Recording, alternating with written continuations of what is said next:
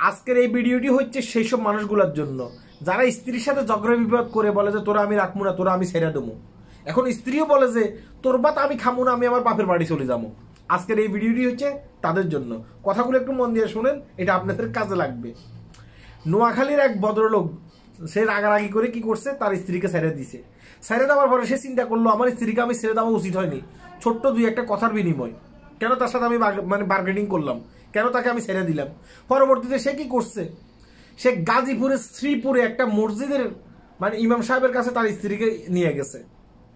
সেখানে যাওয়ার পরে ইমাম সাহেব ফতুয়া দিছে আপনার স্ত্রীকে তো আপনি ছাইরা দিয়েছেন, এখন হিল্লা বিয়ে দেওয়া লাগবে।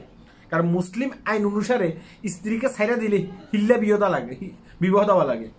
এখন হিল্লা বিবাহ দেওয়া লাগবে। পরবর্তীতে যার কাছে হিল্লা বিবাহ দিবেন সে যখন তার আপনার স্ত্রীকে ছাইরা দিবে সাথে সাথে আপনি আবার বিবাহ করতে পারবেন। এখন কি করছে, কে বিবাহ করবে, সেখানে সবাই গবেষণা করে দেখলো যে ইমাম সাহেবই বিবাহ করতে পারে। কারণ ইমাম সাহেবকে দেখতে একটা ভদ্র মনে হয়েছে, ইমাম সাহেব তার স্ত্রীর গায়ে হাতটা দিবে না। পরে ইমাম সাহেব কি করছে, সেখানে বিবাহ করে ফেলছেন। বিবাহ করে ইমাম সাহেব কোথাও নেন না এই মহিলাকে, সবাইকে নিচে বসাইয়ারে হাত ধরে টেনে মসজিদের সিঁড়ির ভিতরে শুরু করে দিছে। কি শুরু করে দিছে আশা করি বুঝতে পারছেন, মসজিদের সিঁড়ির ভিতরে শুরু করে দিছে, আমার কথা নয়, বিভিন্ন পত্র পত্রিকাতে আসতেছে। হ্যাঁ, শুরু করার পরে 1 ঘন্টা পরে তার স্ত্রীকে ওই মহিলাকে ছেড়ে দিছে। ছেড়ে দেওয়ার পরে সে তার স্বামীর কাছে এসে বলতেছে সে আমাকে সিঁড়ির ভিতরে আমার সাথে এই ধরনের আচার আচরণ করা শুরু করে দিছে। পরবর্তীতে মসজিদের ইমাম সাহেবকে, হ্যাঁ, ওই এলাকার যে কমিটি আছে, মসজিদ কমিটি আছে, তারা কি করছে, মসজিদ থেকে বের করে দিছে। একজন ইমাম সাহেব হইলে যে সে যে ভদ্র হইব, এটা সম্পূর্ণ ভুল ধারণা।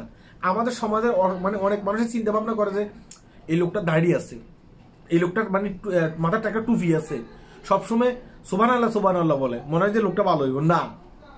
অনেক বন্ড মানুষ আছে আমাদের বাংলাদেশে, হ্যাঁ, দাড়ি টুপিওয়ালা অনেক বন্ড মানুষ আছে, আমি সবার কথা বলতেছি না, তাই সাবধান।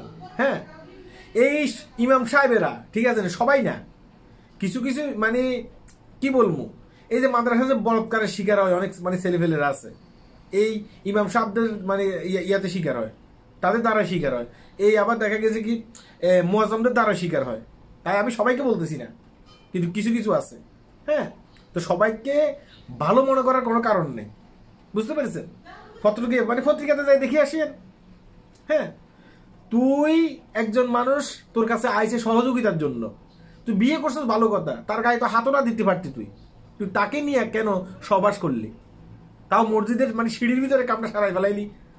হ্যাঁ, তোর কি এতই খাইশ উঠে গেছে গা, তাহলে যে হিল্লা বিবাহ দিবে একজনের কাছে, সেখানেও তো একজন মহিলা নিরাপদ না, তাই না? কি বলবো, এখানে কিছুই বলার নাই, বুঝতে পেরেছেন। এখন অনেক অনেকে এসে আমাকে গালি দিবেন, গালি দিলে দেন, যেটা সত্য সেটাই বলতেছি। এখানে আমি পত্রিকার কাঠিন দিয়ে দিছি, এমনকি আপনি চাইলে আপনি এটা মোবাইলে সার্চ দিয়েও দেখতে পারেন, এমনকি সে জায়গায় গিয়েও দেখতে পারেন। পত্রিকার ভিতরে তো অবশ্যই ঠিকানা আছে, তাই না? পত্রিকার ভিতরে ঠিকানা আছে। হ্যাঁ, তাই সকল মুয়াজ্জম, সকল ইমাম দেখলে আপনি এটা মনে করেন না যে এটা বিশ্বাস করা যায়। হ্যাঁ, ওই শালাদের ভিতরে অনেক বেশিরভাগই কিন্তু বন্ড, হ্যাঁ, বেয়াদব লুচ্চা, এটা মনে রাখতে হবে। আল্লাহ হাফেজ।